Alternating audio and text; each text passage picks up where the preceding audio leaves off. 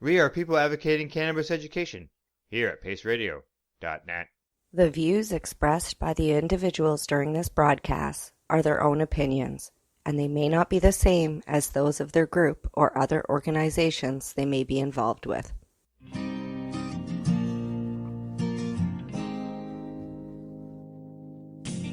You know I blame it on industry. I blame it on my own hypocrisy. It's education and politicians. No one's willing to step up and speak. Hello and welcome to the Pace Radio Show. It's February the 17th, 2021, and we are live here at paceradio.net as well as at paceradioshow.com. I'm your host, Al Graham. Tonight my joint host is Kim Cooper, who has a guest whose voice is heard by many throughout because of her music, plus much more we're going to discuss tonight. But before we do that, it's time for Kim and I to have a quick chat. Good evening, Kim. Good evening, Mr. Al. How are you doing tonight? Not too bad at all. It's I think here anyways, the cusp of this cold weather is ending. Yeah, you guys got shit on down there, snow-wise. You're like living in my winter wonderland. Welcome to my world, everyone in Radio Land that isn't used to living with so much snow. So glad you could join me. Yeah, we've had a really snowless winter compared to years gone by, and this past few days we got zapped. We got dinged pretty good. Yeah, and I'm sitting here and I am laughing my ass off literally all freaking day long, because up here in the north where we usually get like bombarded with this shit, we've got under 2 feet, which is like, what's going on? Yeah. There's no snow, right? I mean, 2 feet for you guys, I know it sounds like a lot, but for us, that's like a quarter of what we usually get. So we've had a really, really light winter, and we've only had, maybe 2 weeks or 1 week total where we've been below minus 25, which is like huge, right? Usually I'm sitting for weeks on end at minus 40, and that didn't happen this year. It's been really, really mild, and I'm loving every minute of it. Yeah, we're saying goodbye to the minus 20, so that's good enough for me. Yeah. But you do get used to it. That at that point, minus 10 feels good. So. Yeah. That's why when I get excited because it's like minus 15 and I'm like all happy because it's minus 15, you guys down there are like, what? You're crazy. That's not nice. It's like, no, you don't get it.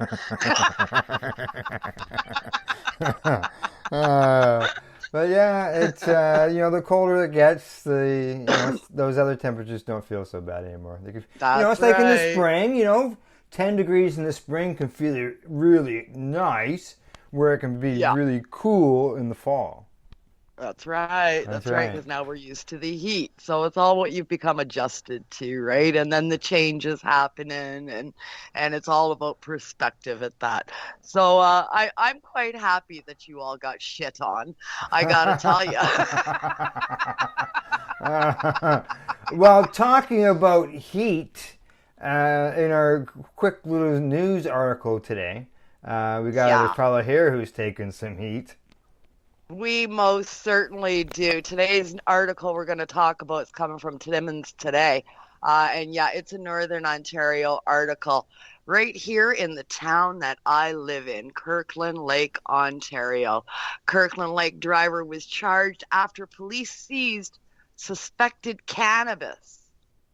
Buddy, it's legal. Hello. Yeah, they said that they stopped this guy at 2 o'clock in the morning. The Kirkland Lake detachment of the OPP. It was a traffic stop. They don't say what was the traffic stop. Do they say? Oh, they wanted him. Welcome to Kirkland Lake. There was no. There was what it's like here.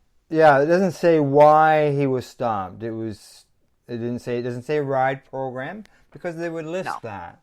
We don't have ride program here. We have ride program like once a year at New Year's. So There's not enough traffic for that.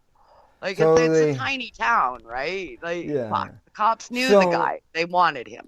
are you maybe connecting that because they say he was charged with breaching reconnaissance Yeah, and because they spotted him, they pulled him over because they knew he was violating something. that's right. That's like it's like And walking down the street and seeing somebody, one of your neighbors. It's like, oh look, buddy's outside.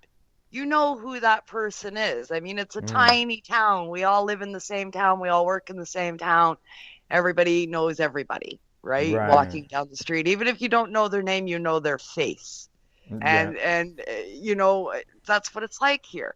So the cops, if they've got a target for you, they're going to watch every move you make. And 'Cause that's exactly what happened here, I guarantee it. well, he has two charges on him. Okay, and one of them is the failure to comply to his release order. So he Yeah. probably obviously wasn't supposed to be driving. He So wasn't that supposed to be out. He was probably on maybe a he's supposed to be out. Yeah, maybe he's supposed to be in. To Yeah, find, he's probably yeah, on a he's curfew, probably part of his right. bail conditions Yeah. or something for something else that he's And done. he got and then he got charged with having cannabis readily available to the driver. So he didn't Yeah, get charged with anything that was like impaired driving, speeding, running red lights. So he would have been charged with something along that line. that's right. So The charge obviously was yeah, drive vehicle with cannabis readily available, available. contrary to the section of So the Cannabis Control Act. he was probably So under house arrest, and in they his, spotted him. yeah, and they found him with pot. It was sitting Yeah. somewhere in the car or on his person rather than being stowed in the trunk. But anybody else like you and I get caught with that or anything, we get a ticket, and they're not going to pull you over and look for it. And my biggest beef with this whole article is the way they word it. The investigation revealed that the drive was breaching a recognizance and was in possession of drugs suspected to be cannabis. Why did you suspected? Why like they charged him with having cannabis, so they know it was available. But he has drugs suspected to be Yeah, cannabis. that I mean, too. Yeah. come on. They don't say drugs suspected to be alcohol. Yeah. Drugs suspected to be, Smirnoffs, right? I mean, I don't know. Yeah. It's like, it's just, it's shining the spotlight. It's using cannabis as still to shine a bad light, and it really pisses me off. Yeah. It's used that way, so that's disappointing. Alrighty, what do you think? So my rant is over Your about rant my is local done. cops. Hi guys, I'll see you tomorrow for coffee at Timmy's. And how often? Yeah, that's right, exactly. And how often do we get to talk news about our own hometown, right? Yeah, that's right. That's right. That's right. Yeah. Well, I know mine does it as well, but okay. I got a reason to bitch. Okay. Well, at this time, let's bring our guest in. So let's introduce our guest, whose voice is heard from around the world. We'd like to welcome Essie Thomas to the Pace Radio Show. Hello, Essie. How are you? Hey, good. Thanks for having me. Hey, we appreciate you coming on the show and joining us tonight. I look forward to the conversation and the questions and hearing your story. I can tell you that. And some tunes, or some of some tunes. Some of some tunes. Yeah, I'm excited to be here.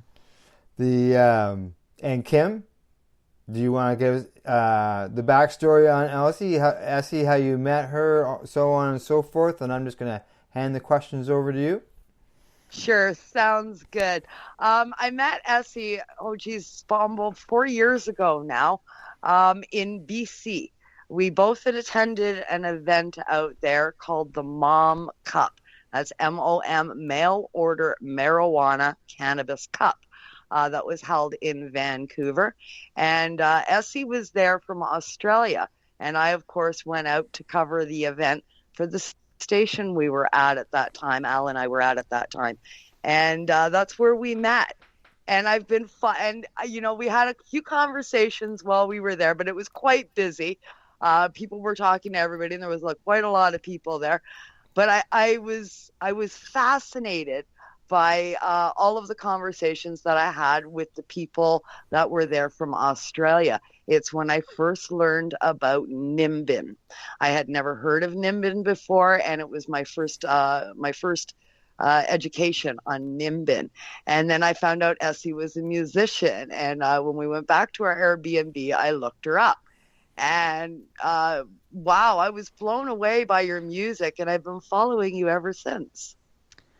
Yeah, that was thank you. Firstly, and then there was a nice little group of us from Nimbin at the Cannabis Cup that year. That was the first time that I had left Australia. It was my first international trip, and a few months beforehand, Asia May Moon got in contact with me and said, "We want you to come and play at this event, and we'll bring you over to Canada." And I was like, I always like to think of myself musically as big in my hometown. Hometown being probably about 500 people or so. So sounds like Kirkland Lake. Yeah, that's it. Nimbin, it's a one street town. You blink and you'll miss it. So I like to think I'm pretty big in Nimbin. So I get this message, and and they were really hesitant. They were sort of like, we're not really sure if you'll want to come, and we'll pay for your flights and we'll bring you out, and we'd really love to have you at the Mum Cup, and what do you think? And I was like, is this a joke? Like, are you serious?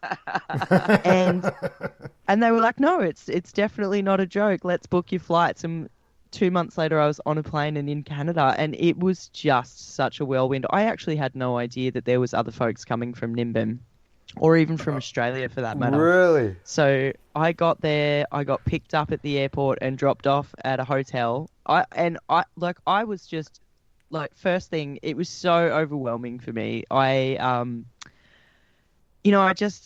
always like to know my plan A, my plan B, and when I do new things, I get so excited and so overwhelmed that sometimes I just need to stand in front of a wall and have a little sob, right? So it's to the point where I'm about to go through the airport to leave from Brisbane, Australia, and I walk into the duty free, and the woman says, "Hi, how are you?" And I was like, "Very good, thanks. I'll be over here for a moment." Go over to the wall and just have to collect myself.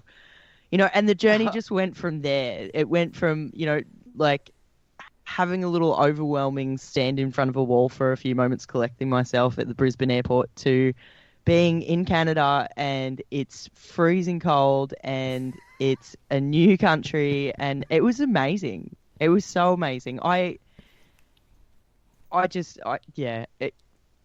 get lost for words on that whole experience. I couldn't believe that I was there, meeting the people that I was meeting, and Kim, beautiful to meet you there. And I didn't know that you'd had a little pre-stalk of me before you saw me play, so that's pretty funny. Yeah, but I am a reporter by nature, Oh, absolutely. Yeah, that's right.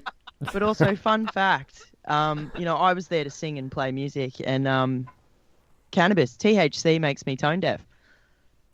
So, it's now I love some CBD. Absolutely loved CBD oil, CBD in foods, and CBD to smoke. Absolutely love it.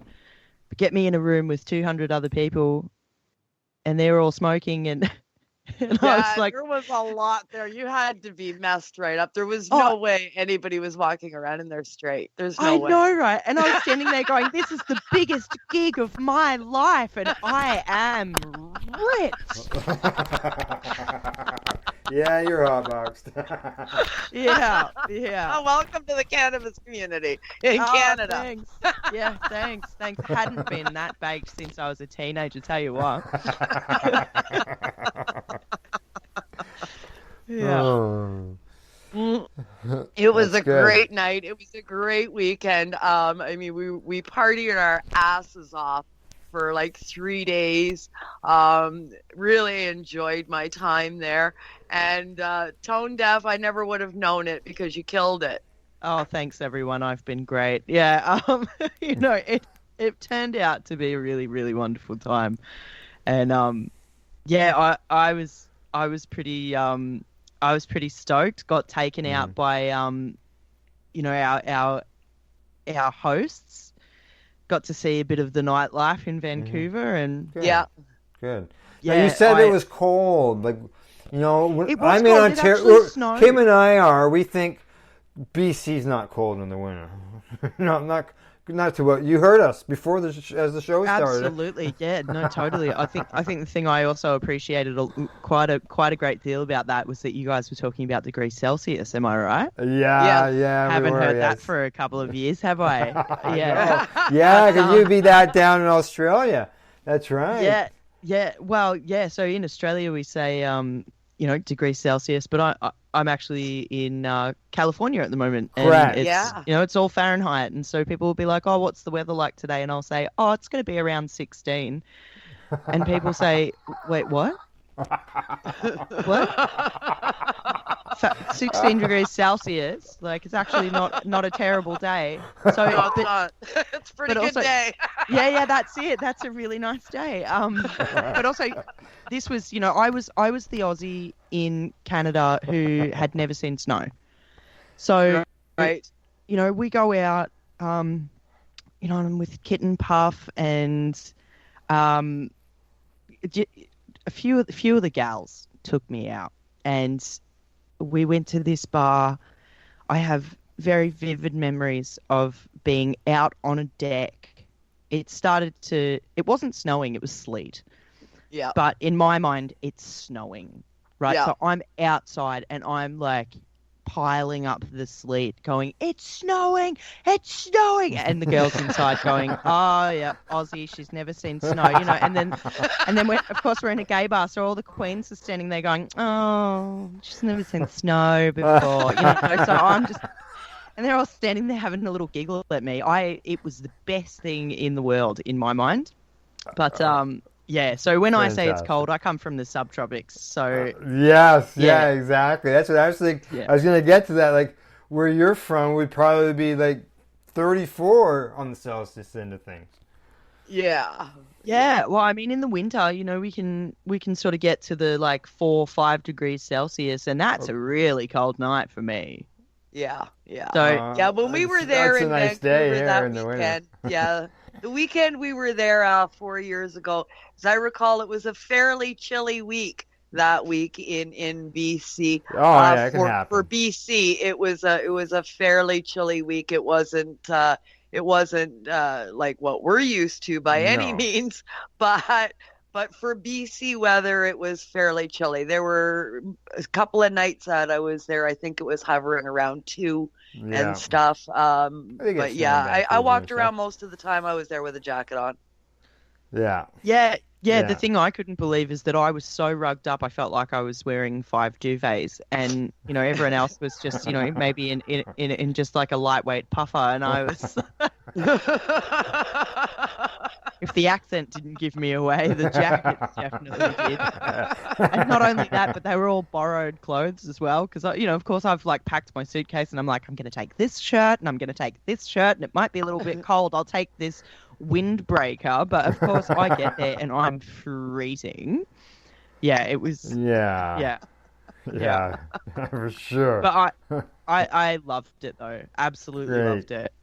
Yeah. And BC's a nice place to see. You'd see the mountains and all that over there. Oh yeah, the scenery is beautiful, and I was staying. That trip I stayed right in Vancouver, so I was walking distance to just about everything, and did the proper tourist thing as well. Had the phone out, was taking so many photos, and yeah, it was. I've got some pretty funny little photos of me like hugging bear statues and all the sightseeing stuff. I love moose. doing that and stuff. I did the no shame too. Like I was like, yeah, I am a tourist, and that is what I'm going to be. Everyone, look at I me love it. taking Yes. photos. I love it, Essie. I'm right there with you. When I go away, I do that shit. I'm from Toronto, but I've been. Love it.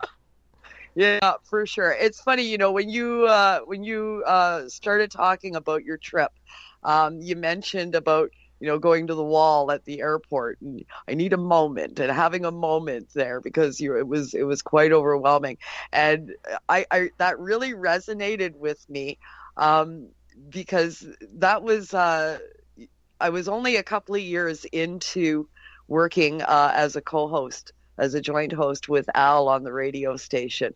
And I was only part-time at that time, and I was still in recovery for my pharmaceutical addiction to fentanyl. I was in a motor vehicle accident, and they put me on really high doses of fentanyl, and I became addicted with the doctor's blessing. So I was still working through that and trying to get myself off all the drugs with the help of cannabis.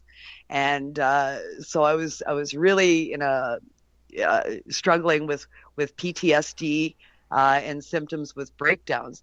And it must have been something about that weekend because I had one as well at the Cup. I think it was the Saturday night. I'm not sure who seen and who didn't, but Dana came to my rescue, Dana Larson, and a couple other people that were there. I was like, literally, I'm curled up ready in a ball in the corner having a nervous breakdown because I couldn't get my tech to work to do my radio broadcast. And it's like, oh yeah, going to the wall, need a moment. I needed a moment at the Mom Cup as well. So I can totally relate to that. That was one of the last big breakdowns that I had, and really put me forth on my road to recovery. And that doesn't happen anymore, thank God. I mean, look, to be fair, there was a lot going on in that room over that weekend. Like it was, it was overwhelming. It was very overwhelming, and it was exciting, and there was a lot of people around. It was, it was a big one. So. Yeah, it was very, very overwhelming. So when you said that I'd go to the wall and I need a moment. Yeah, I feel you. Yeah, I was thinking about it today. There's a lot happening, eh? Yeah, there's a lot happening. I'm able to handle crowds of 500 or more now without that happening anymore. But that's all thanks to my road trips with Pace. I remember that. Just so you know, Lynn Charter Young says hi, Kim and Essie. Hello, Lynn. Hey, Lynn. Hello. One of our followers at the network here and on social media as well. Great lady, Lynn. She helps us out lots at IWK at our group site with contests and stuff. So that's she's like our little administrative secretary that hangs out in the background, keeps track of things for us all. So she's awesome. Shout out to Lynn for sure. Essie, you've come a long way since the Mom Cup. We all have. You've had many, many changes. The other thing that you touched on is you migrated to the United States. I did. So you're not in Australia anymore. You're in big old California. I'm in big old California. I'm in the San Francisco Bay Area. Came to the States for a 3-week trip to sing some gospel music in a choir in the Deep South. And I was passing through and, let's just say I accidentally fell in love and then decided I was going to stay a couple of extra weeks after my singing trip had finished. And, a couple of extra weeks has now turned into, we're pushing on 3 years now. So, it was an accident. But here I am. Always are. Yeah, that's it. Yeah, so, we've done the immigration process and went through we jumped through quite a few hoops. It's a funny thing to think, and especially with America, I'm not sure if you've noticed, but we just had an election. Yeah, I think the world noticed. Yes, just recently. Really? But yeah, I know. But around that time, just sort of like being here and being like, wow, I bought into that America. I bought in. I didn't just I actually, I spent the money. I did all the paperwork, got the green card, all in that time. And I'm definitely looking forward to seeing a little bit more emotional maturity in the leadership of the country that I've bought into, that I've decided to live in. Yeah, but so it's, you arrived in the U.S. within the last 4 years, then? Yeah. So I've been here. So in the what are heart we? of all 2.5 that years. bullshit. Yeah, and then and Sorry. then there was that's okay. It's interesting when you go through the immigration process, because there's so much paperwork, and you submit paperwork, and then you can't leave the country whilst your paperwork is in motion. But technically, you're not a legal resident yet because your paperwork hasn't been approved, but it's in the mail for upwards of 7 months. Wow. So there's this 7-month period, and right around that time period, we had our friend in the house at the time say, "I'm going to sweep through this country with ICE and with ICE, and we're going to deport all of the immigrants." So we had immigration officers at our public train stations checking people's identification and their credentials, and now, like, the sad truth of it is that, I'm a young white Australian human, so obviously I'm not a target, but still puts the wind up you. When you've got, like, you've got that. The color of your skin was different, then you may have been. Oh, absolutely, I would have been a target, 100%. And I was really lucky and, obviously very privileged to not have had any major troubles throughout my immigration process. But I wasn't allowed to play music. I wasn't permitted to work in the country. So, there was 18 months of trying to make it up, and I spent a good long time of that sort of asking myself what I do with myself when my ego is not being stroked on stage. Like, how do I fill my clap meter?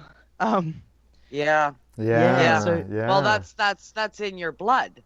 Yeah, it's part of blood. All artists. It is. Yeah, and it's so much a part of who I am. So yes, that was a really, really interesting sort of handful of months, and then we got the paperwork through and got my green card and got a quick trip into Australia, and then came home just in time for everything to close because of COVID. So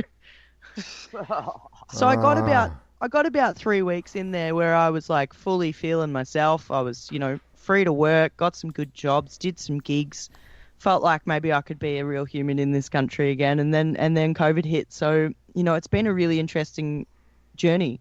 I feel like 3 years you've been in lockdown then. Yeah, pretty much. And so a lot of my musician friends, with the COVID-19 and all the lockdowns and everything, and people are going, "I just don't know what to do with myself." And I'm like, "Oh, first time, hey," like, it doesn't get easier. To my world, right? Welcome. Yeah, this is what immigration feels like, bitches. Like, get used to it. Yeah. But I'm interested to know what the lockdown or like quarantine, what's it been like over there for you guys? I know that your listeners are probably all from, majority from Canada, so everybody knows what it's like. But I'd like to know. Actually, we're almost equal split, Canada, U.S. now, and we have several international countries as well that are loyal listeners to our broadcast. So tell me and the listeners what. Yeah, well, what's it like here? Well, we're split up by provinces here, which is similar to the United States. You guys have states, we have provinces.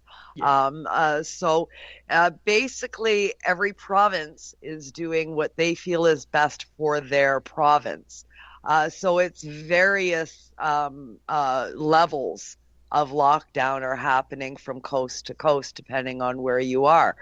Here in Ontario, where Al and I are, which is the largest province by mass,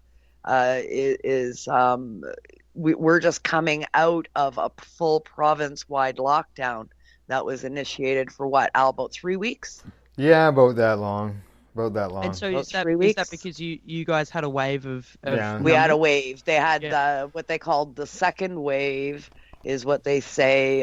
Numbers were increasing, so they Which instituted I a like to call that- province-wide lockdown. But you I know, like to call that the continuation of the first wave, really. Yes. yeah, and you know, like around like I'm in a really small town, so like you know, our grocery store is open.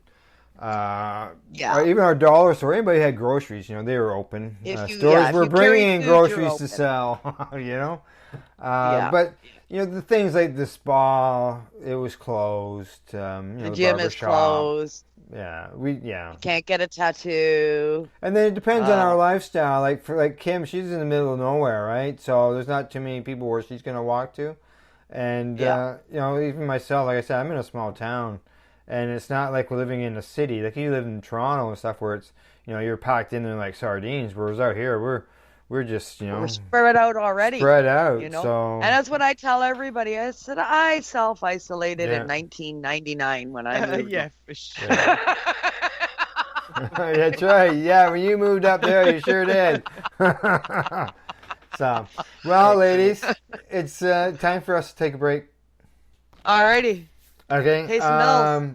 Okay. Yes, exactly. Now, as I mentioned at the beginning of the show, we're going to play a little bit of Essie's music, going in and out of commercial breaks. So before I play that, I'm going to ask you about the song. And this one's is a bit of a song called Billy's Song. Oh, goodness. Yes, well, this song is representative of what happens when you fall in love with a hula hooping gypsy who lives in a vehicle and owns a cockatoo. That would be an interesting scenario.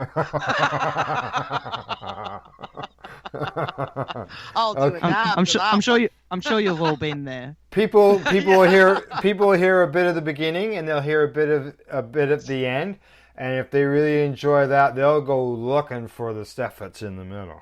So That's it. alrighty, I'm tough. okay, right. Other than that, when Kim and I and Essie return, we'll continue our conversation. You're listening to the Pace Radio Show. We are live here at paceradio.net.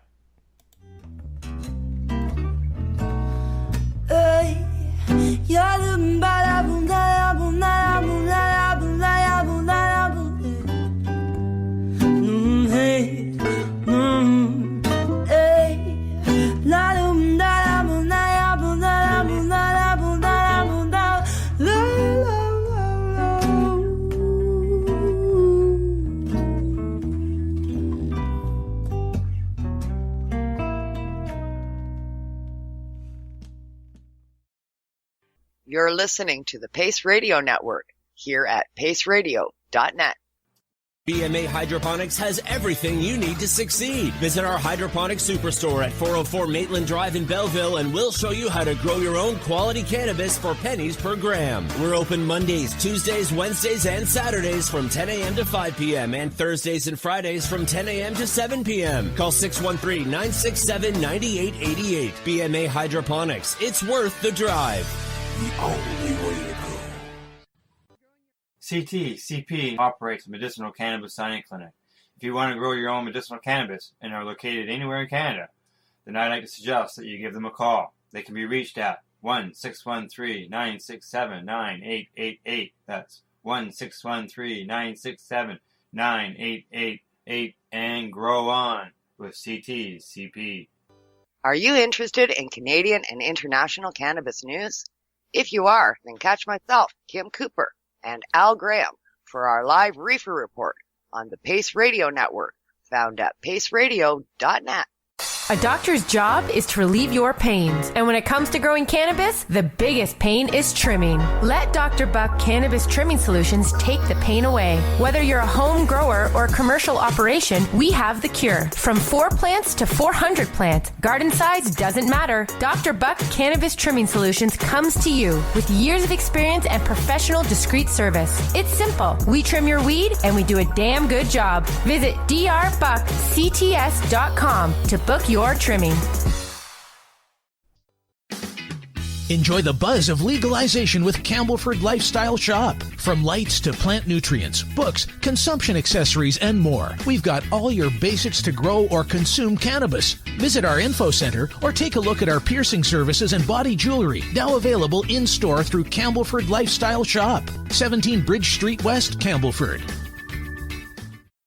At Legacy 420, we believe in being different. Experience the difference of quality control. Our labs provide tested formulations for all of our products. Experience the difference in trust. Our customers can trust that we are following up-to-date COVID precautions for their safety. Experience the difference in accessibility. We're open 7 days a week. Please visit our website, legacy420.com, or contact us for curbside pickup as well as nationwide mail order shipping. Legacy 420 values overall wellness. Come and experience the difference of Legacy 420. You're listening to the Pace Radio Network here at paceradio.net. You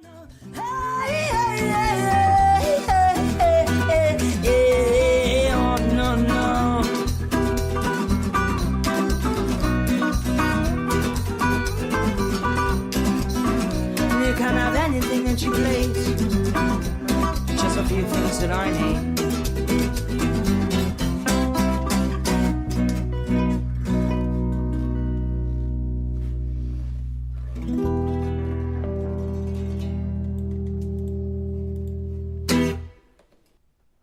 Hey, we're back, and thanks for tuning in to the Pace Radio Show. We're being broadcasted live here at paceradio.net. Today on the program, I'm joined by our guest musician, Essie Thomas, and my hard-working joint host, Kim Cooper, is here as well.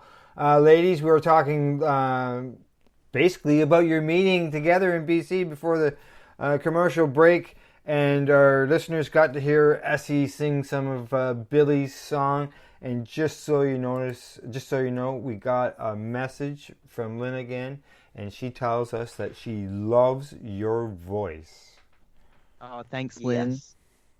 Yes. Yeah. It's awesome for sure. It's awesome for sure. That's one of the reasons I was really pleased that Essie agreed to come on the show. You are a fabulous singer, and I'm happy to push some exposure your way. I've touched on that a couple times now. I've been following your music since I met you at the Mom Cup, YouTube's accounts and that, and I just found out about your Patreon account, and I signed up to be a member there.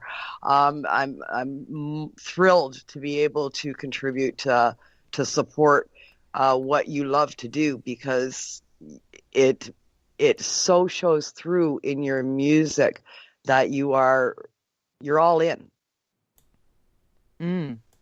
Yeah, I mean it can be a hobby or it can be a life, really. So yeah, I like to keep it on the life side of things. Yeah. I agree. As mentioned earlier, the immigration process was particularly hard to not be able to really get out there and play music. And I think what we're seeing a lot of in the arts community at the moment is, and it's something that I've reflected on so strongly in the last few years, about just how important it is for musicians to really have that face-to-face energy exchange. It's like if I'm just playing music in my bedroom, it's totally different to when you get up there and you stand in front of a crowd, whether the crowd is 4 people or 400, just having that energy exchange between audience and musician it's something that you really live for. Yeah. And we feed off it. There's so many musicians in the last year throughout the COVID-19, throughout the pandemic, that have just not really known how to articulate this. It's we're all asking ourselves, are we so wrapped up in our ego, or are we because it's not all about ego.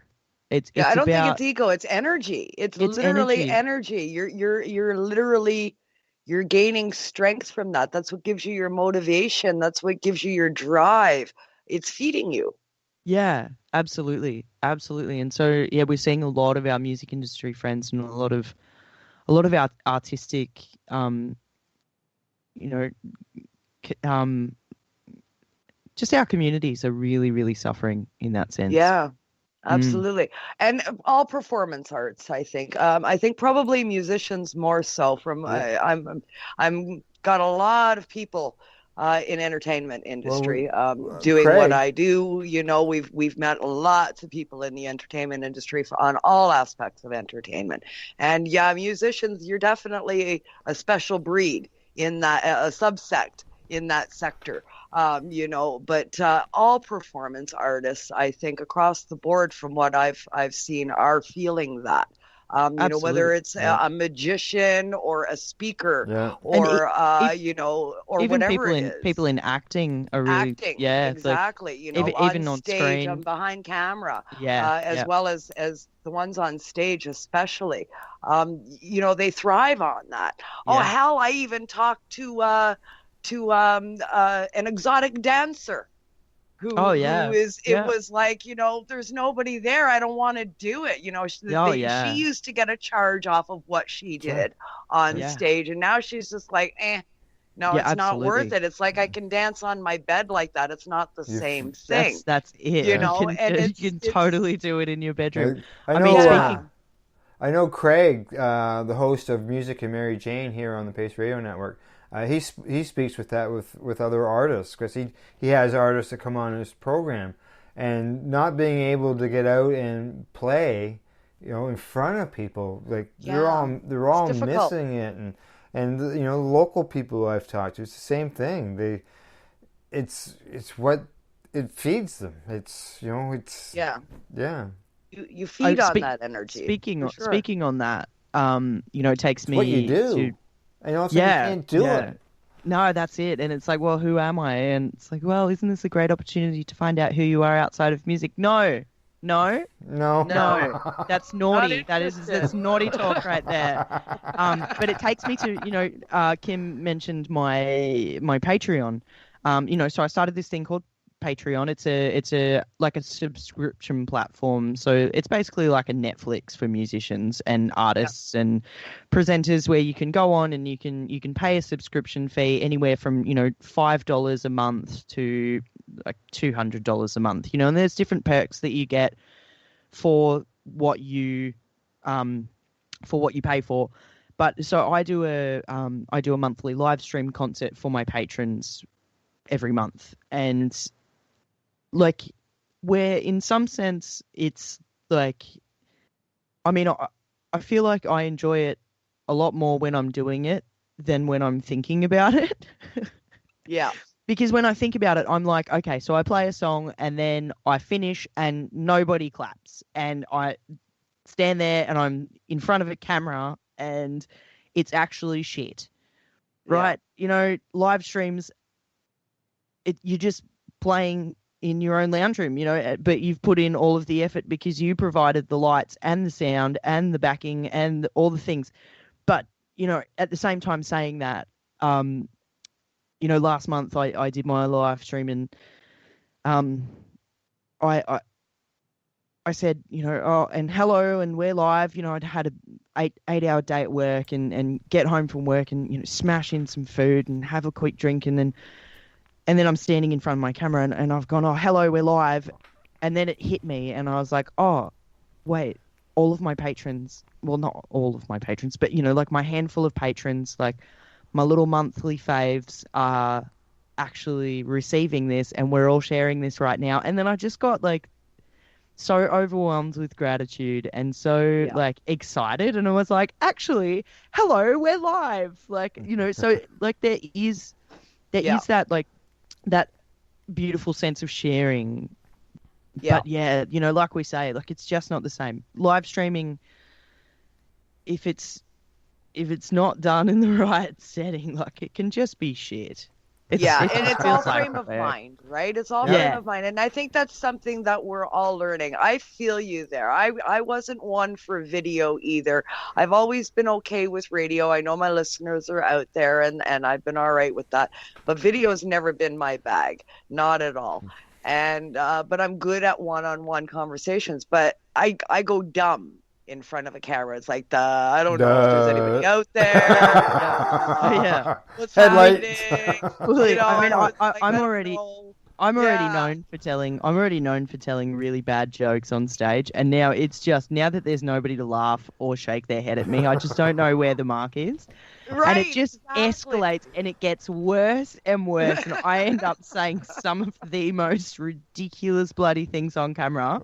Exactly. And it's like it's a new world doing this shit. But Fully. it's And fun now. It's is. all about a reproach. Yeah, well, that's it. I mean, it was a lot to learn. Like, musicians have no fucking idea how to live stream. Like, we've never done that before. Like, what are you talking about? There was the amount of research that I had to do when I started my Patreon page. I just got back from Australia. I went to Australia in March 2020 and did a few festivals. I headlined at this beautiful festival. It was probably one of the last festivals that we were able to have in Australia before the pandemic really, really got real. It was actually really scary while we were over there. We didn't know if we were going to even get back to America. But, I think, like, after 18 months, I had 18 months, I hadn't played a proper gig at all. And then I went back to Australia and I did these beautiful shows. And I think if I had not done that before the pandemic hit, I don't know what kind of person you'd be talking to today. Because you needed that release in between, at least. Yeah, that's it. That's it. It just gave me the wind under my wings to sort of, to get back here and go, all right, well, I better start this Patreon thing and just see how it goes. And I'm really, really glad that I have, because it's turned into this really beautiful community, and it sort of gives me something to live for. Yeah, for sure. Yeah, well, I've signed up and been watching the videos that are there and that, and I really enjoyed my time there. I think it's a fantastic platform, and I think it's a great opportunity for us as concert goers to still have access to our artists, see them, and still support them. Because, I mean, if we go to see you in a club or at a concert, we're buying a ticket for that. So why not buy a ticket here? Well, absolutely. I think it's actually a really wonderful platform in the way that it's set up. Musicians or like any creator on Patreon has full reign on what they, you set the parameters for how you would like to be honored. And then, I mean, sometimes it feels a little bit hard because it's all up to me of what I produce on Patreon, and if I'm like having some COVID blues or like, I'm just feeling a little bit down one month, like it might feel like a bit of a labor to sort of get into my studio and make a song that's Patreon ready. But also the thing I love about it is that I can just be so authentic there and really just, it doesn't have to be polished. It can just be something like, here, I made your song, guys. And everyone on Patreon's like, oh, thanks. And I'm like, oh, you're welcome. Like, yeah, absolutely. We're out there and we're watching and we're listening, right? Yeah. And it's another opportunity to keep people connected. And I think that's fantastic. We're seeing more and more of that popping up now. People finding ways to stay connected. As humans, we're social. We're social beings. We gravitate towards one another. Lockdown doesn't sit well. So, I mean, thank God we have access to this tech. Well, that's it. I mean, I can't imagine what life would have been like if this had happened. Like I think about before the internet. Could you imagine life 30 even 10 years ago? Yeah, even 10 years ago. Yeah, exactly. I feel like previous, pandemics, because this is not the first pandemic that the world has been through. And I think, like, how did people survive? Like, did they just write letters to each other? Like, like you'd have a sore hand by the end of it. Writer's cramp. Like, man. Yeah, that's it, man. Well, I get that confused too, but legit. So I imagine what people must have gone through in pandemic's past. It sounds like the good start of a good like Christmas movie, you know, like pandemic's past. Like, but I think we're so fortunate, and we're just so lucky now to be able to just like, oh, I miss my friend, I'm just going to video call them. Mm-hmm. Yeah. Yeah, you can do that, exactly. Yeah. I mean, tech has come a long way, and it's kept us connected, and thank God for that. Lots of changes on the past few years. I'm going to kind of gravitate over to a new conversation, use that as a segue. Since you left Australia, it's been just 3 years since you've gone. A lot of changes happened over there with legalization and acceptance of cannabis, especially cannabis as a medicine. Now, Nimbin was a place that was completely different than any place else in Australia when it came to cannabis. But the rest of Australia was not on board as Nimbin was. What do you think of what's happened there in the last 3 years? Yeah, so look, it's really great to see Australia catching up with common sense a little bit in terms of legalizing and you know, it's really felt like Australia has been on the fence for a really long time of like, oh yeah, you know, we could, but like, you know, maybe no, it's not a good idea. You know, like we just slow things down. Like, oh mate, you know, just have a think on that one. Like, it's been ridiculous to see the game of ping pong between legalization and tightening the rules. And I mean, even now, you know, like there's been new laws that have been brought in Australia where they're like sort of like loosening the rein a little bit, but there's still so many parameters around it. Like I know that last year in ACT, the Australian Capital Territory, yes, like a province, but it's a state, but also it's a territory. Yes. So one, it's the smallest state in Australia, and so they've brought in, they've legalized recreational use, and they've also legalized, you know, you can now grow cannabis.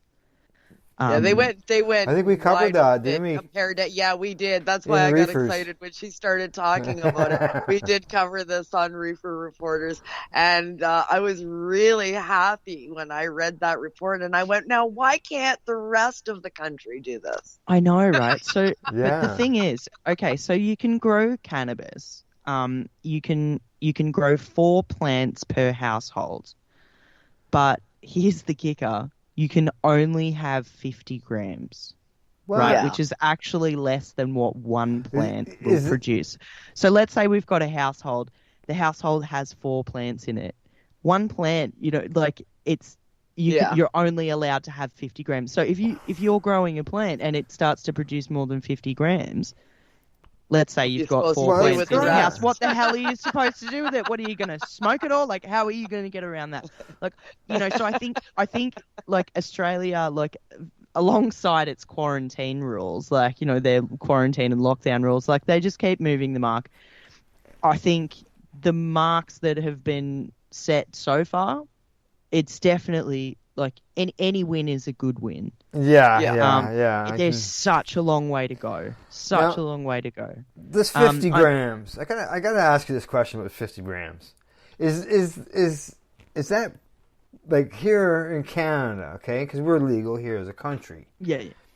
We have a limit that we can possess while we're out of our residence. Yeah, carry amount. We carry amount, which is 30 grams. But our storage in our home is unlimited. It's a different amount. That's unlimited. It's unlimited. Yeah, and so that's where it's like, okay, so you've legalized it, but then what?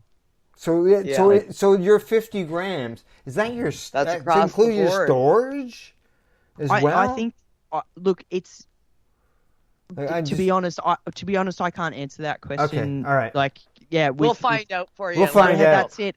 Like, I only know what I've been reading and what I, Yeah. like the limited amount That's of crazy. information I I get. 50 grams. Yeah. Like, that's okay. crazy. I mean, if you grow too many plants, then what do you do? But we had that at the beginning here in Canada when we were still playing with legalization, and they were putting the rules on the table. One of the first rules they put out was, well, you can have 4 plants, but they can't grow higher than 4 feet tall. Oh my Everybody God. freaked out. It's like, how do you stop a plant from 100 falling? centimeters.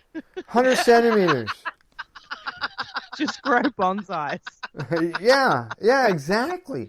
You have Gonna make, that would have made for some very creative horticulture, I tell you that much. People would have been pinning plants down. Well, I mean, I've seen that. Like, as a child growing up in Australia, you know, and like knowing all about naughty medicine because it may or may not have been in my immediate vicinity. You know, I have seen some very creative like situations with trellises and, you know, like pinning it down. Like, you know, speaking of which, you know, like coming from Australia and then going to, so I did grow up in this little town called Nimbin. It's a blink and you miss it sort of tiny little town that is painted like you've just stepped into the 70s. Like there's colours all over the streets. I love it. All the shops. And then the characters as well, you know, like we had like somewhat of a Woodstock adjacent festival way back when, you know, in the 70s, and then that turned into a protestival, and then all of these hippies came in and stayed, you know, stayed, and the climate, you know, great climate, you know, for like I've heard. It's a great climate for growing weed, I've heard. Damn, it always sucks when you only hear about those things. Yeah, I know. Yeah, if only I could have 50 grams. But you know, so Nimbin was this really incredible place to sort of grow up, and so Nimbin has this amazing festival. I mean, look, it's a little bit taboo to call it a festival. It's a protestival. And it's a cannabis law reform rally, and it happens every year. And I mean, there was quite a few years there where we were getting upwards of 10,000 people come to our tiny town. Yeah. For the weekend. And it got huge. So I was the I ended up, no fucking idea how, but I was 16 and ended up as the stage manager. You know, there was a disagreement in-house, and I walked onto the job, and like just before the festival started, you know, I'm 16 and fresh and like had been working in the music industry for a little while, and walked in and went, "Hey guys, how can I help? What needs to be done?" And everyone's like, "Well, he's just left, so you're the stage manager now." So I just stepped into this job and stayed there for 10 years. So, you know, being in Nimbin and being such a big part of the culture there, and seeing, like, I mean, you know, it's a protestival, and it's a festive occasion to celebrate cannabis and to educate people and to, you know, do the cannabis Olympics. You know, we do the bong throw and the joint rolling competitions. Like, it's an absolutely brilliant weekend. I managed all the music. I booked all the acts for 10 years. But when you say all of that, and it sounds like this incredibly beautiful smelling aroma wafting from a town for a weekend, but it's actually the police presence was just phenomenal. Like, cops everywhere. Yeah, cops. Everywhere, and dogs and horses, like, you know, like animals on horses, meaning officers on horses. Yeah. You know, so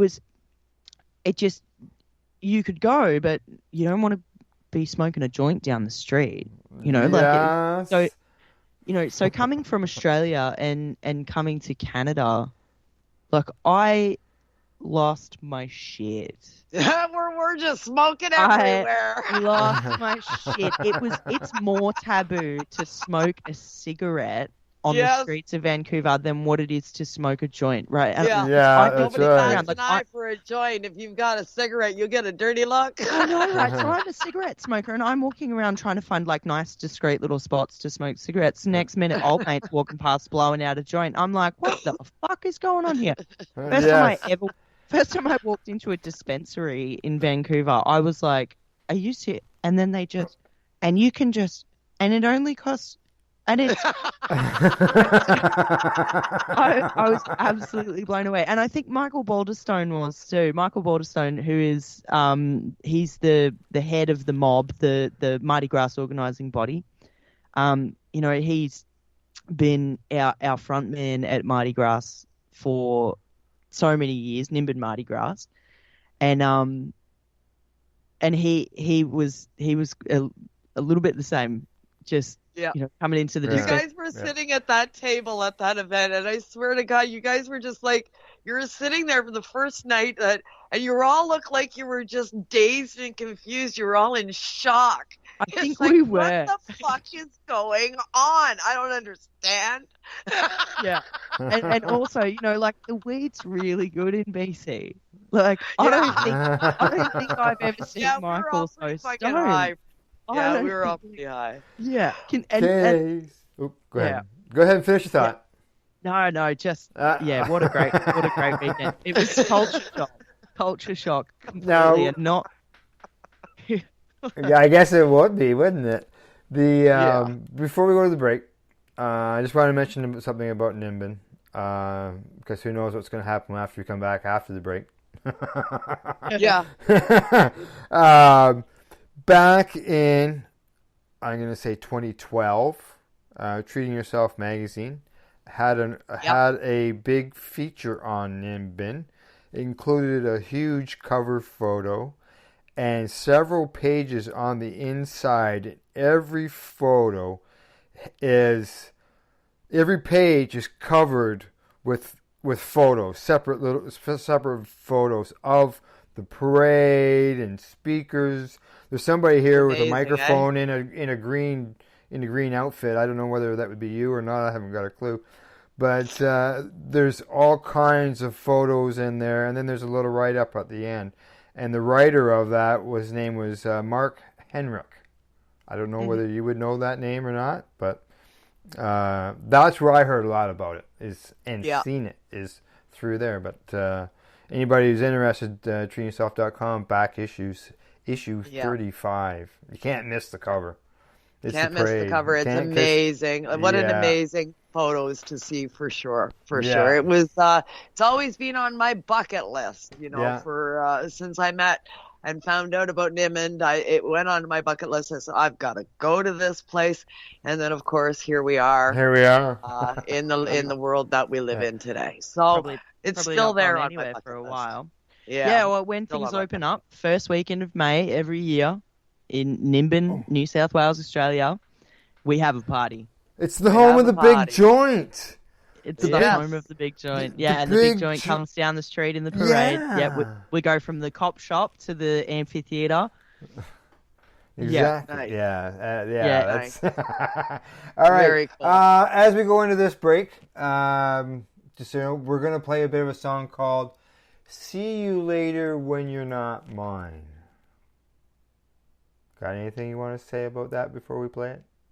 Oh, look, I don't know if you can catch a theme here, but maybe I might sing about a little bit of heartache. Yeah. All right. Every now and then, also known as every song. Yeah. I mean, I've got a story about the song, but I don't know if it makes sense or if we have time. So it's a good tune. I just gave you the opportunity. There's something there quickly that you wanted to go over. All right. Yeah. All right, here we go. Here it is. Just so you know, we'll be back after the break. You're listening to Pace Radio Show. We are live here at paceradio.net.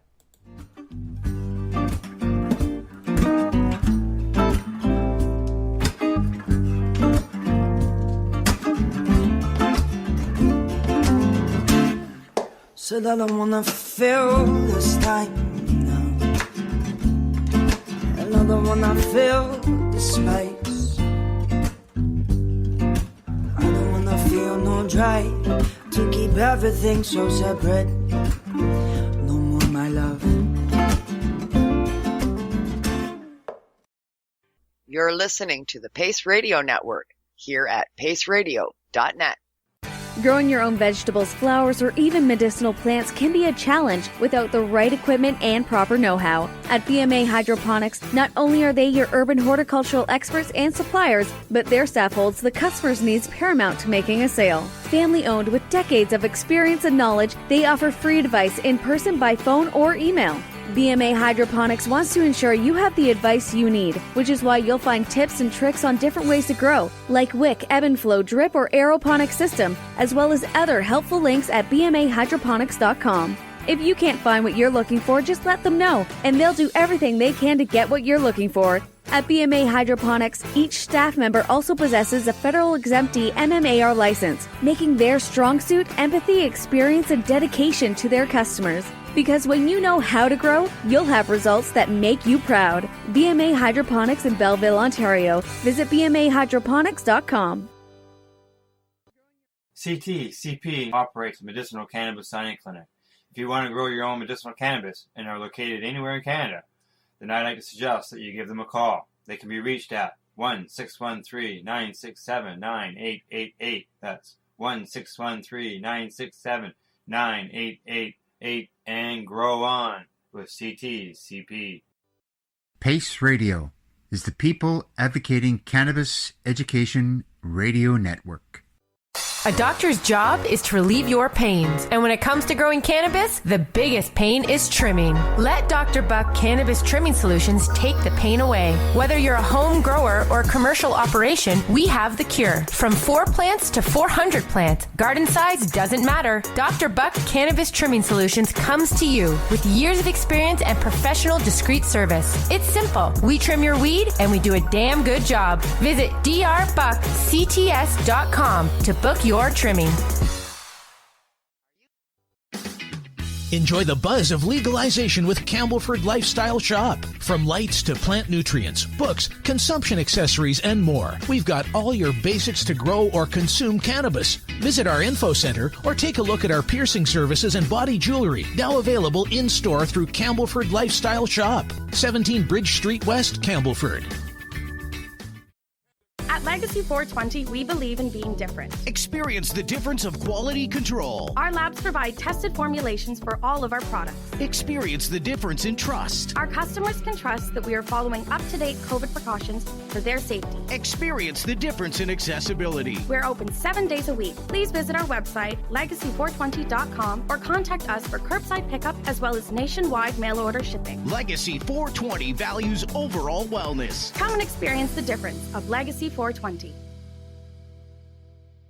You're listening to the Pace Radio Network here at paceradio.net. No more, my love, no more, no. So I'll see you later when you're not mine. See you later on some borrowed time here. Oh, and everything has changed, except the look that's in your eyes, yeah. Now see you later when you're not mine.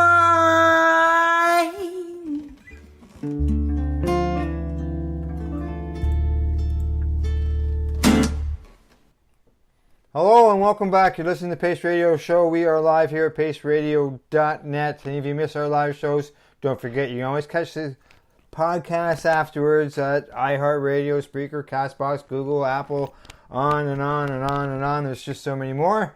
Tonight, our bumper music featured the music of Essie Thomas, and you can find it on YouTube as well as at her website. You gotta go to her website. I got it here. We haven't even discussed her website, essiethomas.com. As I said, we haven't even discussed it. She's here with us, right? Hey, here I am. Here we are. So got her live and in person. Exactly. Which is cool. Okay, we've talked about many things: music, Nimden, cannabis, States, in Australia. Where are we going now, Kim? Well, she's migrated to Cali, so currently living in California. Let's talk a little bit about legalization, California, US of A. I mean, the United States has got a whole different scenario going on down there than what we've got here in Canada. We've got, of course, legalization coast to coast to coast. Down there, you guys are fragmented. It's up to every individual state. And of course, California was the first one to get legalization of med way back when. But now, since then, that's really evolved. What's it like living in California? Is it the land of weed? So, look, I'm going to say yes. Now, we spoke earlier about my first trip to Vancouver and walking into a dispensary. Now, I lost my shit when I walked into a dispensary in Vancouver. But I pretty much lost control of my bodily functions when I walked into my first dispensary in California. Really? Because it was like a supermarket for weed. Now I was like, it's probably time that I learn about strains and the different types of plant will do to my body, to my brain, to my stuff. I love CBD, but also fun fact, a lot of the best songs that I write is when I'm baked. Right. So, it might be once or twice a year that I'll literally lock myself in my house, make sure that nobody can call me, nobody's going to pop around. I'll have a little smoke and I'll write this song. Completely tone deaf, of course, because I can't sing for shit when I'm stoned, but just, it takes me to a new place and I write music. So, I was like, look, I've been in California for a few months, might as well go and have a little look. Now, I couldn't believe it. It really, the branding, I couldn't believe the branding. Everybody's gone, it's all boutique and you feel like a real hipster walking into a dispensary. And lots of different variety of products, right? Absolutely, yeah. Whatever you want. You can get a bath bomb. You can get, fucking chocolates. You can get, how many types of vapes do you want to try? How many flavored vapes do you want to try? How many, do you want your, you can pretty much get your bud that's been trimmed into a love heart. It just comes in all shapes and sizes and it's amazing. I mean, I must say, it's been quite a journey to see the evolution of pot and the ways that people smoke it, just in all around. It started in Canada, with Canagars and all the different, the glass blowing, there's such an art in it. And then it just sort of, trickles down to California. There's a really big community for it, in Northern California. And there's it's just, you can get it delivered to your fucking house, and I know a few Aussies in San Francisco, and one girl I was talking to, she had a weed delivery coming in. Now it's legal in California. It's fine, some people will say to you oh look, I probably wouldn't blow out a joint walking down the street, because on a federal level, it's still not right. It's still a sort of a grey area, but in the state, it's legal. Yeah. So on a state level, it's legal. Federally, kind of not really. So it just depends on which police officer wants to pull you up and actually quote which, are you talking federal or state law? But so my Aussie friend had this weed delivery coming and she opened the door to collect her delivery from the young delivery man, and there in the peripheral vision she's seen some police officers. And so, of course, coming from Australia, she's got the sweats. straight up, and just completely freaked out, like pretty much threw the money at the poor dude and like grabbed the weed and ran back inside and locked the door. You know, like it's really hard to get out of that mentality. We gotta ditch it, we gotta hide. Oh, fully. Yeah, so it's, you know, it's phenomenal. But yeah, like you say, Kim, like it is really like it's not a coast to coast, you know, like you've got some states that are like legal, you know, that's our, you know, it's legal. There's some states that it's legal for medical use only. There's some states where it's legal for medical use with limited THC content. Yeah, lots of regs. Yeah, and then there's a few states that are still illegal, you know, and then also we have some states that have been decriminalized. Yeah. As well, you know, so now we're starting to see in the United States, in these states that have been decriminalized, people go in and start to talk about, well, what about people who have a felony record? Like, what about people who are still in jail? That's right. What about old mate who got caught with a bud in his pocket 30 years ago and is still doing time? That's like, right. Are we going to let him go now? So, you know, there's all of these conversations happening, and there has been some really beautiful stories about people like actually being released from prisons. Like, I don't know if it's a beautiful story because those people will never get their life back for having a piece of medicine in their pocket. At least they're out, right? But at least they're out, yeah, absolutely. And at least these conversations are being had. Like, I can't, you know, it's like, it's disgraceful that these conversations are needing to be had, but at least they're happening. Yeah. Steve D'Angelo is a big proponent for that. I know down there, a dispensary owner, Steve D'Angelo, he does, what is that org called, Al? Do you recall? Wrongfully imprisoned or something like that? Last Prisoner Project, I think that's what it's called. And they're trying to get everybody that's in jail for cannabis-related crime released. So, I mean, you know, there's some really, really ambitious projects that are happening out there, and rightfully so. I mean, we've got corporations making money on this, being legally licensed by the state, yet Buddy is in jail for doing the exact same thing. So that needs to be addressed for sure. Absolutely.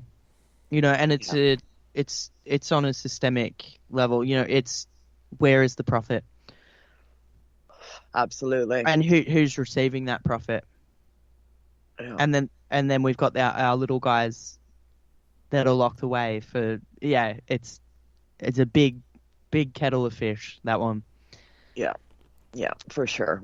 But you know, every step forward is a step in the right direction, and we'll get there. You know, the fight continues, as they say, even in places that have quote unquote legalization of some sort or another. You know, they're all works in progress, and they'll evolve as we go along. We've got to keep pushing forward and pushing for equality, and for these fuckers to just do the right thing.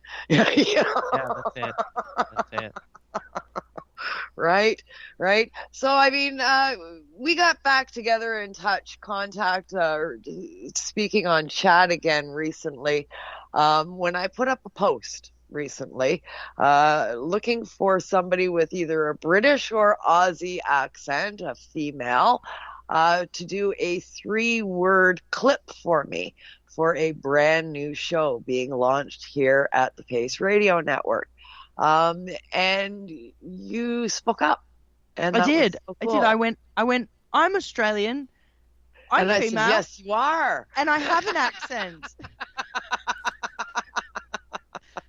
Yes, you are. I am. And that was, that worked out fantastic. Oh, that's been so much fun. It's been great working with you and getting this little project done. I am so glad that you reached out, and I had a blast. How'd you feel about it? Well, I tell you what, Kim, I learned that there is so many ways to say the same 3 words. Yes. Just like so many ways. Yes. It was actually shocking.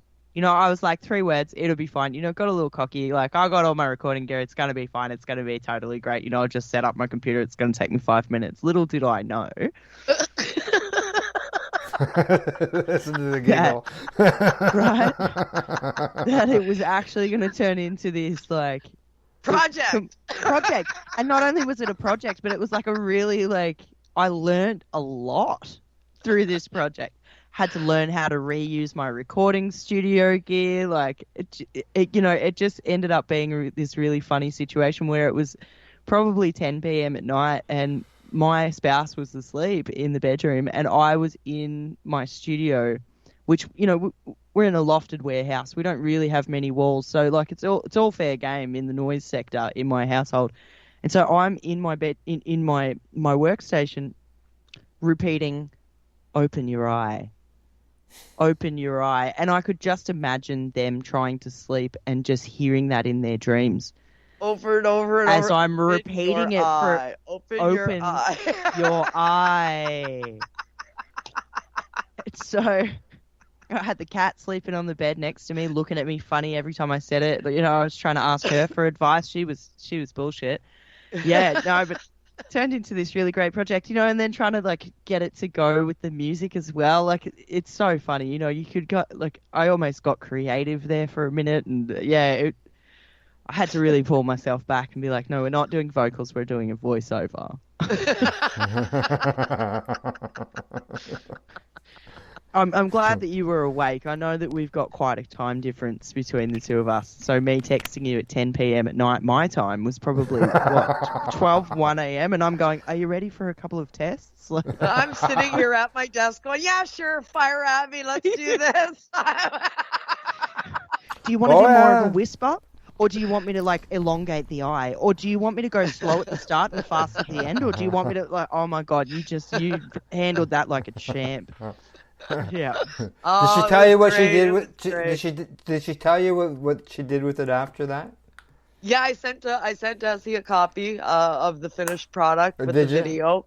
So she does have a copy of it, of the finished product. We do have a video that is attached to the vocals and the music. The music track, the soundtrack, was made by my son. Graham Snape did my music. It's all original music that he did for me. We did the same sort of a collab thing, and we sat around for a couple of days and put some stuff together until he played me something that I fell in love with, and that's what Essie then took and put her words to, and figured out that there was a million ways to say the phrase "open your eye." But I've got to say too, because look, I'm not sure if you're happy for me to give it away. Because we ended up putting a little bit at the start and then a little bit at the end. Yeah. And now, to get a really cohesive experience after recording a new take, I'd listen to the entire thing so I could see how the start goes with the end, you know, and make sure that it's all good. So I just want to say thank the gods that your son is talented, because it wasn't painful to listen through the entire 35-second clip over and over and over again. It was actually quite pleasant. So nice. Yeah, so there's a lot of talent in the family there, Kim, because it's a really, really nice piece to, you know, even do something simple too. I'll pass that on. I think the audio goes great with the show, with the theme of the program that she's created here. Yeah, I can't wait to see the program and how it evolves, and you know, your voice is on there and the whole bit. So, you know, why don't we play it? I have it here. Yes.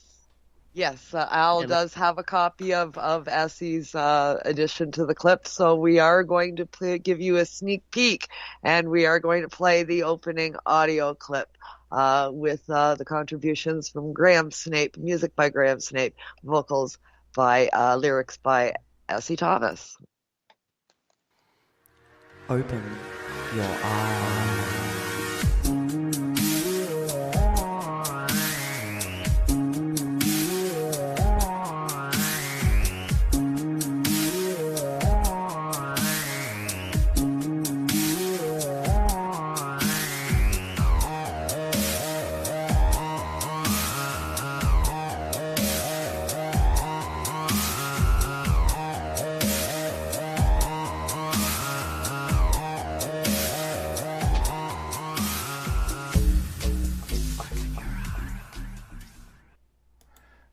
you go. That was Open Your Eye, the opening track to Kim's new show, vocal by Essie Thomas, and the music was by Graham Snape. Right, Kim? Yeah.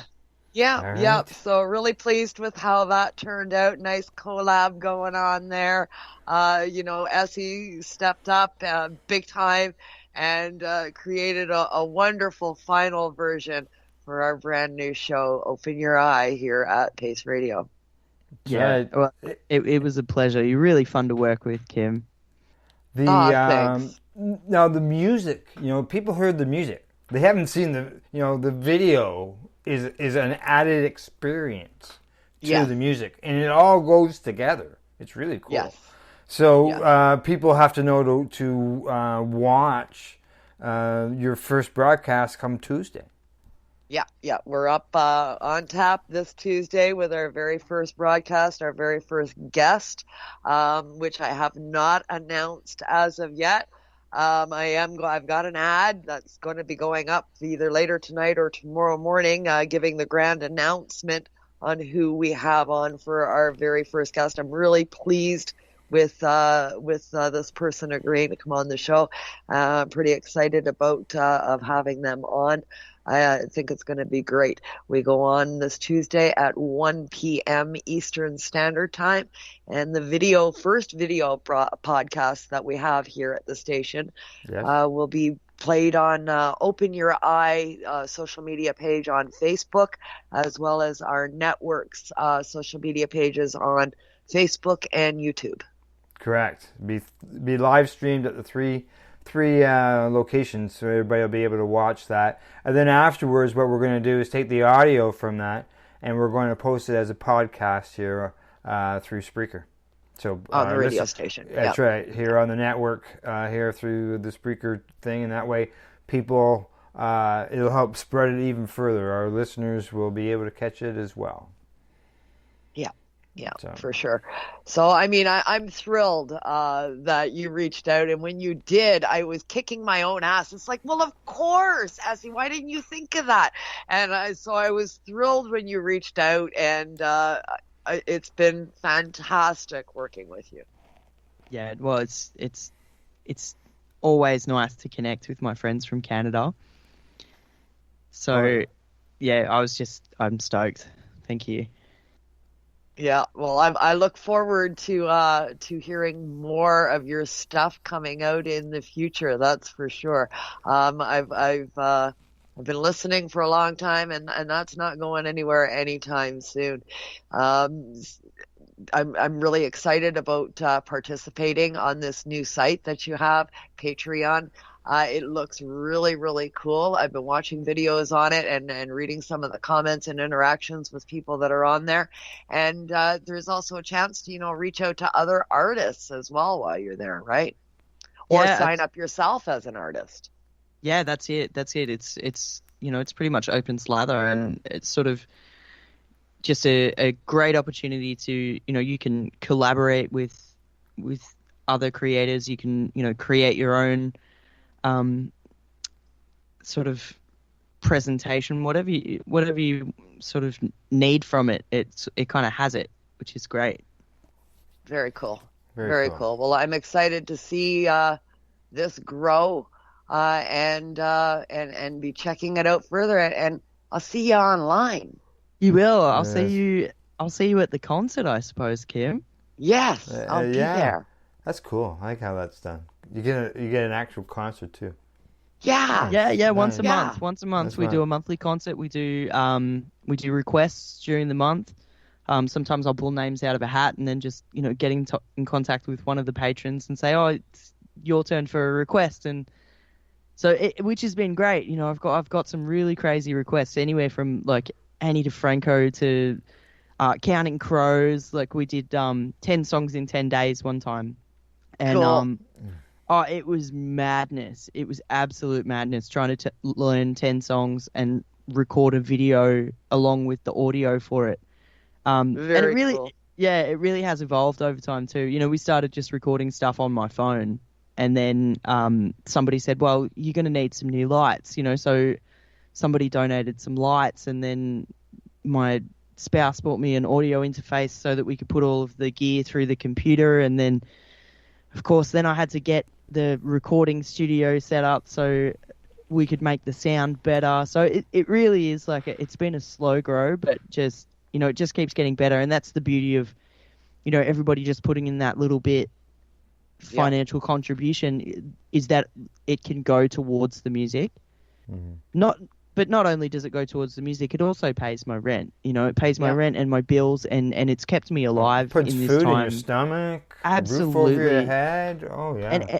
And I don't know if patrons really, gather, I say it every month in our concert. I say, thank you, keeping me alive. I don't think you understand. I don't know if people do understand just how much that small contribution really contributes to my life and my well-being. So, it's been a really wonderful. It's a way for you. That's your bread. I mean, concerts and playing, the clubs and that's your bread and butter. Yeah. When all that goes away, people have to understand, what do you do now? And so many people are in that boat for different reasons. There's something we can do about this. We would love to hear you sing. We would have to buy a ticket if we did that in a club. So buy a ticket. Yeah. Yeah. One a month for $5. Yeah. Buy a ticket. It's cheaper than going to a club.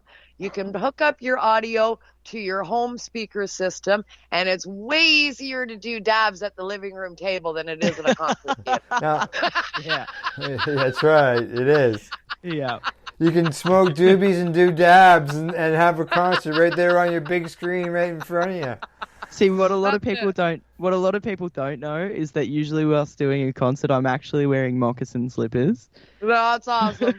That's awesome. Well, I've done a handful of videos I'm in sweatpants with a button-down shirt and tie. Yeah. Film from the waist up. I do that too, occasionally on my shows. It's like, oh yeah, I'm dressed, but only from the waist up. Absolutely. Yeah, I could make this.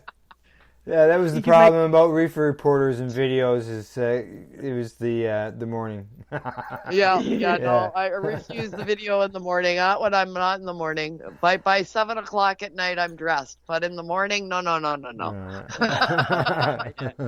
Now, for people to be able to get you at Patreon and do this setup, like what Kim has done, where would they find that?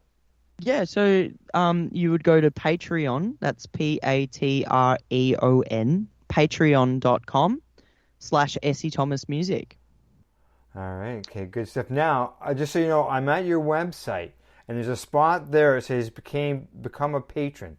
Is that the same? Would that take the person? That's the exact same thing. You click the little spot that says click here, and then just follow the prompts. They do want obviously it's a paywall. Sure. So you put in your payment details, but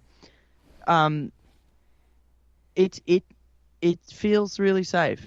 It's a safe situation, and it's also easy to if you feel like you want to take a break, it's easy to cancel.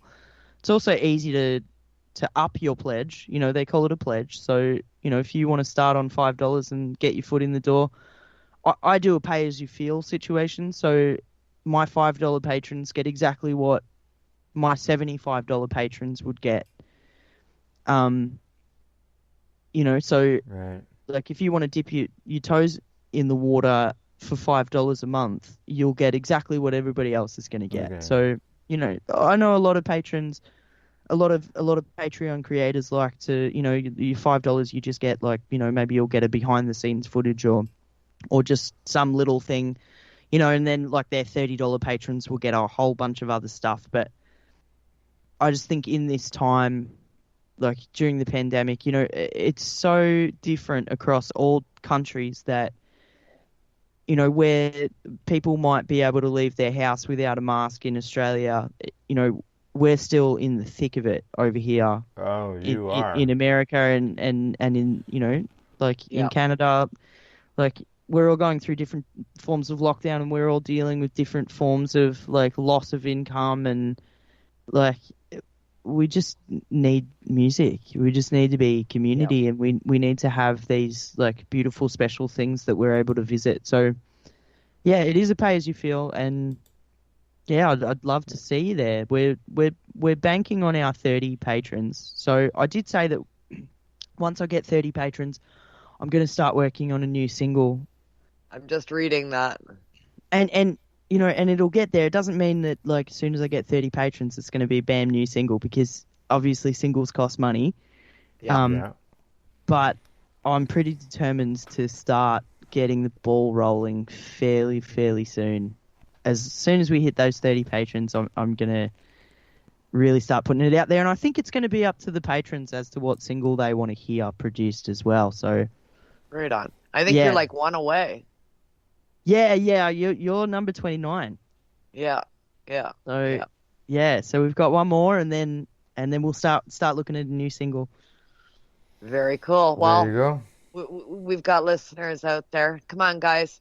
Let's get Essie, push Essie into making us a new single. Let's make Essie work.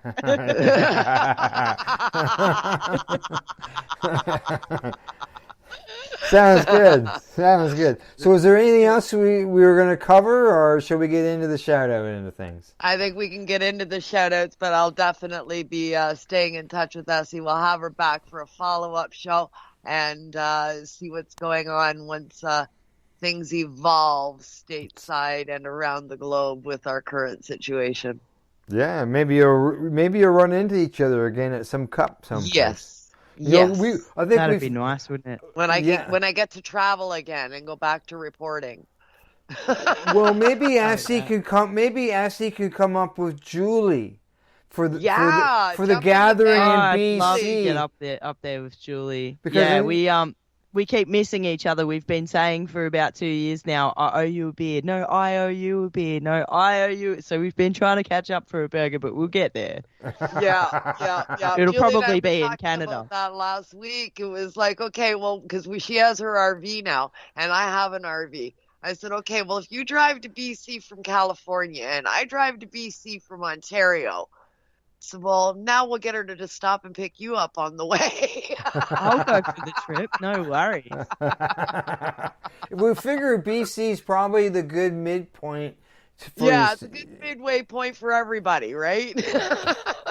Go and make our own mum cup. That's right. There you go. That's it.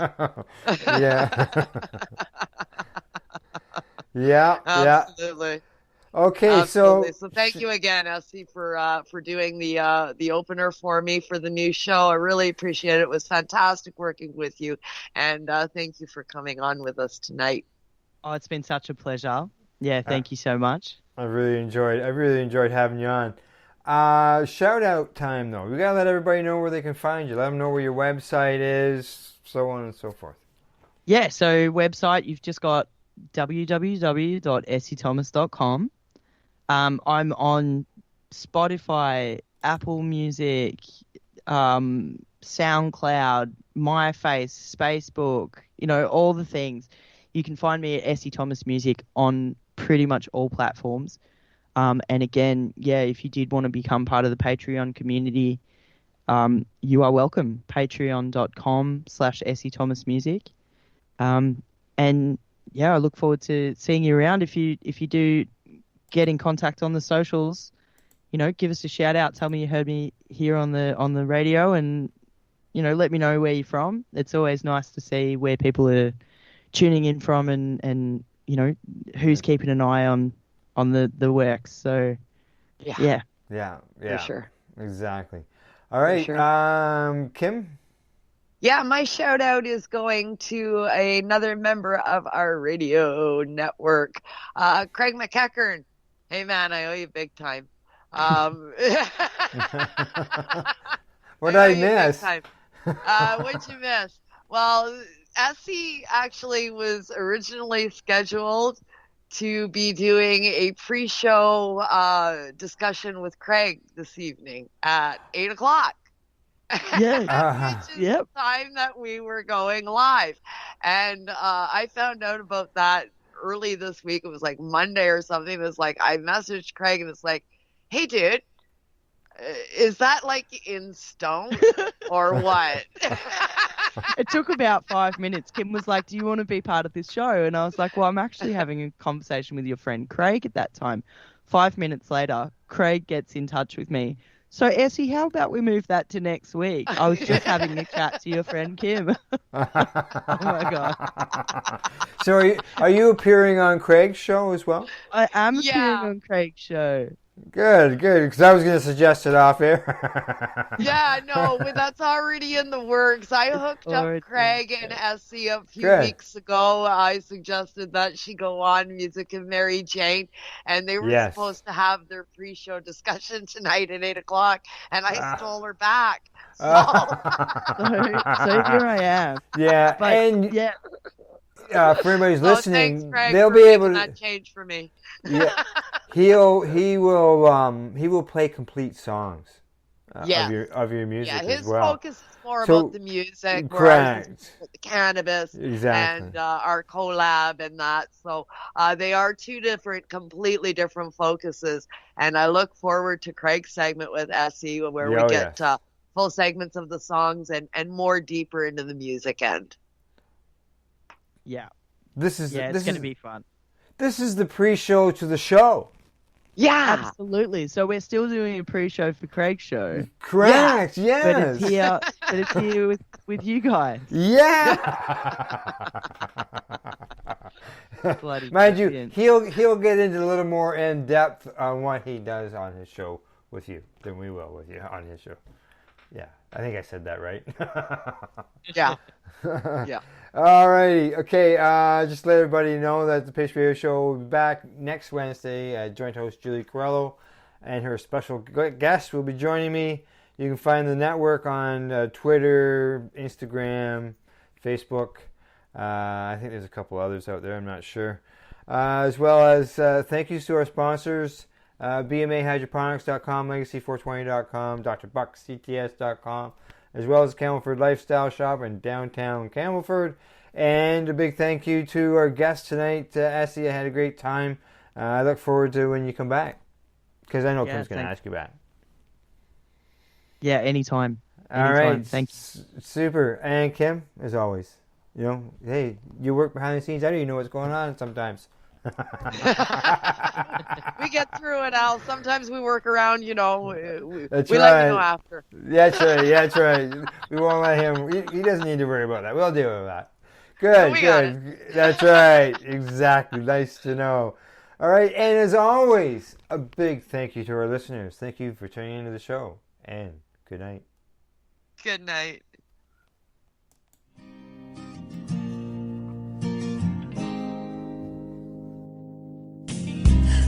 I blame it on industry. The opinions of the individuals during this broadcast are their own and may not be the opinions of their group or other organizations they may be involved with. You're listening to the Pace Radio Network here at paceradio.net. Do you want to hear what patients and cannabis advocates have to say? If so, then catch the Pace Radio Show Wednesday nights here on paceradio.net.